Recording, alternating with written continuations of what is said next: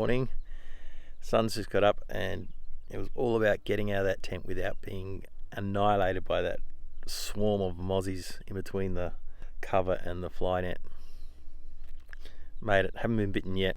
Another stunning appearance by the sun. So this morning I'm going to check out a lake up here, it's hopefully not too far, and then make my way back to get, hopefully, my bike. Tasmania just keeps delivering. You don't have to go far to get something like this all to yourself.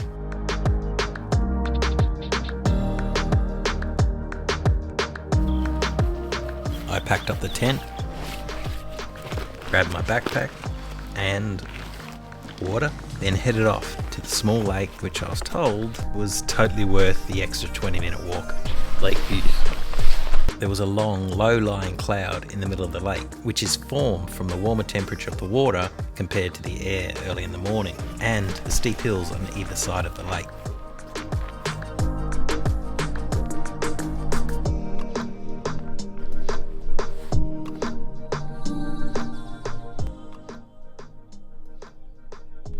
So an absolutely stunning spot. It was about 20 minutes from where I'd camped. Tasmania does know how to do it. It's insane. There's no one here. All by myself. I haven't seen anybody for the last day or so. Well, I'm going to probably get my feet wet, if not have a swim, and then head back down to my bike. Although I may go for another swim down there. There's more lakes. I think this whole area is all about lakes. Oh yeah, and how about the reflections off this lake?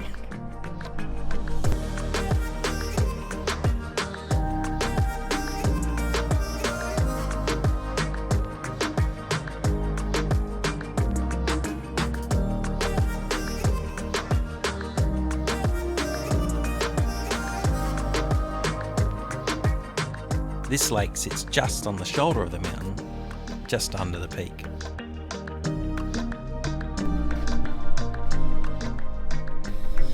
Back along the track. It was worth it. Really worth it. Just don't want to bump into any locals on the way down. The slithering kind. That cloud's still in the valley. Wow. I'll stop saying wow. Wow.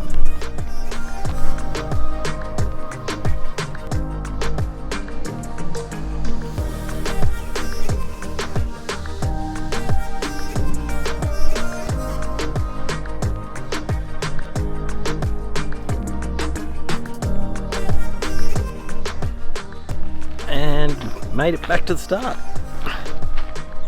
Starting post. It's warm. My legs might have been getting a little fatigued towards the end, but it's good to be able to get out and actually get up a mountain again, so no surprise they were shaking at the last little bit. So now we are heading back into town, or one street town, and up the other end is hopefully where my bike still is. We'll see. I finally made it back to the Lakeside Lodge car park, and there was my bike, exactly where I'd left it. Tasmania's one of the only places you could probably leave your bike like this. As the lodge kindly looked after my gear, I thought it only appropriate to have breakfast there.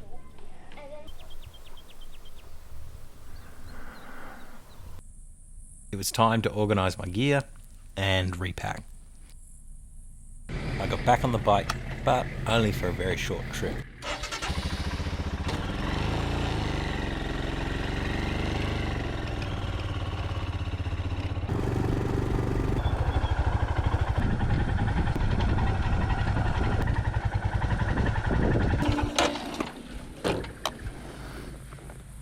Breakfast at the lake was pretty good. Coming down the mountain it was quite hot and sweaty, so I thought I'd have one more swim in the lake before I head off. It is a boat ramp, but there's no one here, no one in the park, so I'm off the side, so hopefully I can get in and out before anybody else.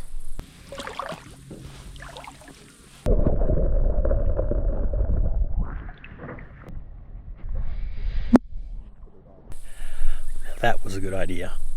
It's refreshing but not cold. Nowhere near as cold as the lake at the top. So get dressed and on the road again.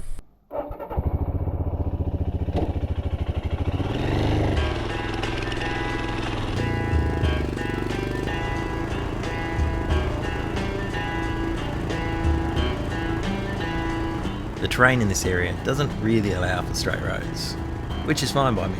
I'm a big fan of a snaking, winding road.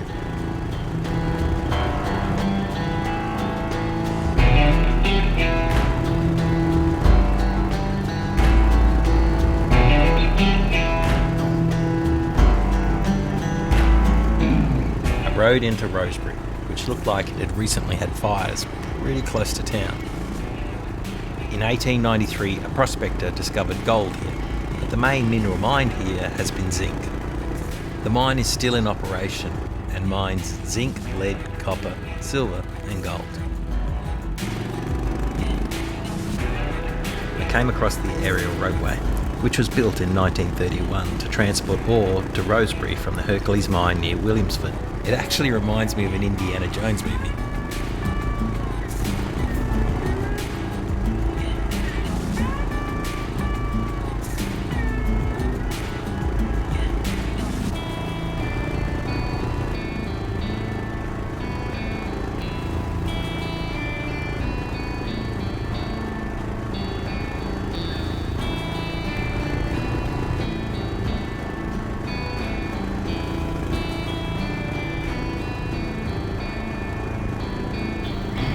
Rolled into the next old mining town, Zeehan. Its heyday was early last century, around 1910. There were 159 companies operating at the town's peak. There were over 20 hotels and pubs, also 2 theatres and a hospital. It was known as a Silver City and was the third largest town in Tasmania after Hobart and Launceston. But the town slowly declined, with the population going from over 10,000 people down to about 700 today. There are still a lot of the old historical buildings, theatres and old trains here.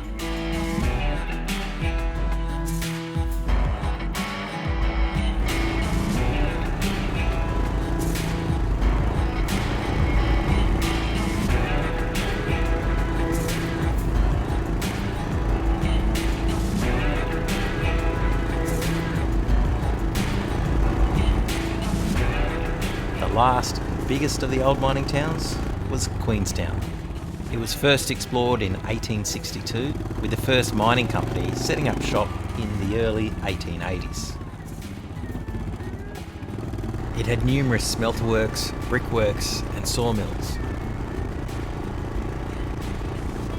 Queenstown, like most of the other mining towns, has also seemed to have passed its heyday, and you could see it in some of the old buildings. But the town has seen some new life with tourism, and also has become one of the 3 iconic mountain bike locations in Tasmania, along with Derby and Medina, which has helped rejuvenate the town. This is a strange colour for a river. It comes from the soil and bare rock of the mountain. But also know that this river has had 100 million tonnes of sulfidic tailings dumped into the river over the lifetime of the mine. So I suggest not a place to go swimming. I have family connections to this town. My dad's early childhood was in this house. This stretch of road is called the 99 Bends. I'm not sure it has exactly 99 bends, but there are a lot. It is 4 kilometres long and the elevation change is about 200 metres. And yes, it's a lot of fun to ride. When Queenstown was first established, the area was heavily wooded. Due to a combination of tree removal for the smelters, the smelter fumes for over 40 years, and the heavy annual rainfall, the erosion of the shallow topsoil back to hard rock contributed to the moonscape look of the mountains.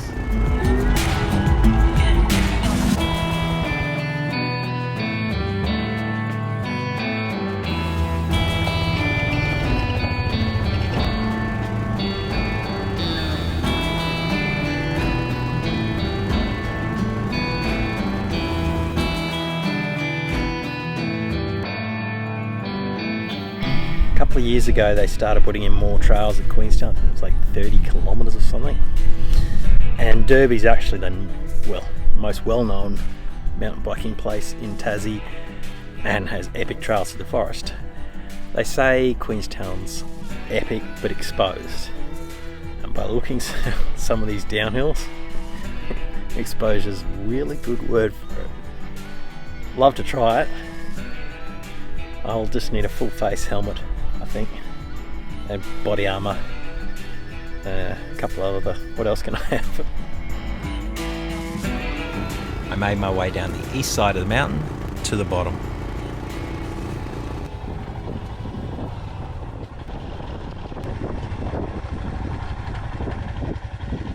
Still continuing with the history lesson here. This is Linda, and this is the last remaining building from back in the day. But my family also has a connection here. They had the hardware store. I think it was my great-great-grandparents. Nothing really left here now. To get here, there was no access from the north. There was a train line that went up there to take all the minerals north, but you had to come from Hobart on a dirt road. And I think even my father said that was there when he was a kid. So that's the 40s and maybe 50s. With Queenstown being a mining town and being quite remote, I bet this pub was rough back in the day. Oh, I'm sure there was a few brawls out the front there, settling some argument about something. But wild.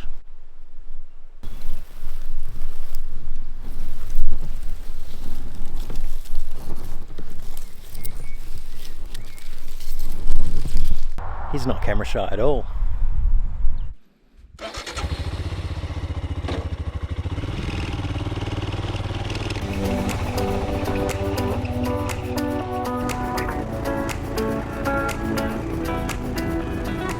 I was thinking about camping on this lake, Lake Burberry, but I was really enjoying being on the bike and riding, so I decided to ride on until I got tired or dusk.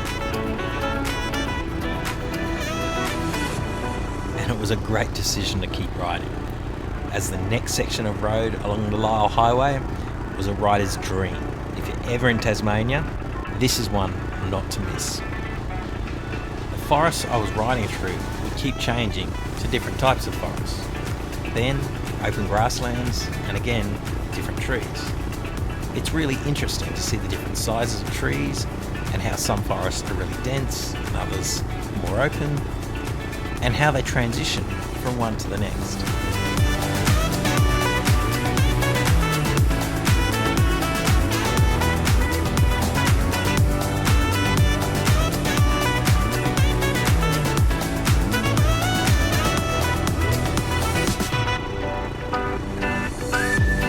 I was hoping I wasn't heading in that direction, as if I was, I'd probably be getting wet really soon.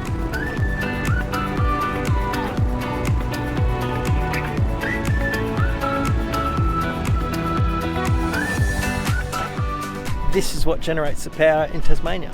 Hydro. Massive lakes and lots of hills. Easy to generate power. They're everywhere.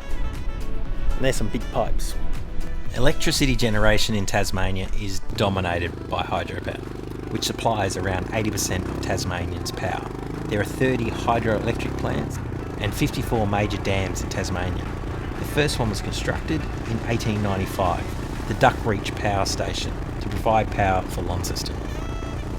Tasmania is now the first Australian state and one of the few places globally to achieve 100% renewable electricity generation, with the addition of wind farms. I was heading in the general direction of Medina, and I was told that the Tall Sticks Tree Reserve was nearby. In a previous ride, I'd searched for the tallest blackbutt tree in Australia, which is around 70 metres tall. The trees at the Sticks Tall Tree Reserve were apparently over 90 metres. So I was on the lookout to find a place to camp somewhere nearby.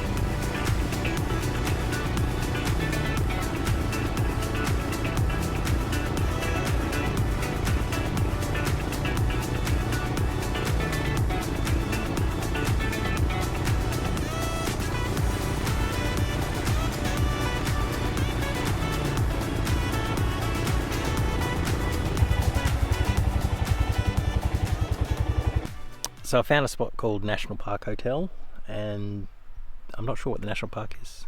They just call the hotel National Park. Anyway, I haven't eaten all day, and they allow you to camp for free if you buy some food. So it sounded like a good deal for me. Starving. Quick setup of the tent, because it is like 7 something and they close at 8. So yeah, I'm gonna quickly do this and eat. Brain fade, no food. I got my tent set up, but I left my rain cover to dry on the fence, as it was still wet from the dew that was on it from this morning. Dinner was good. It was barramundi. Well worth it. I don't know how good the food was. I was just really hungry. So when you're that hungry, anything tastes good. I've gone from camping on the beach to camping on a mountaintop to camping in a paddock. I'll sleep anywhere. And with that random thought, it was definitely time to go to sleep.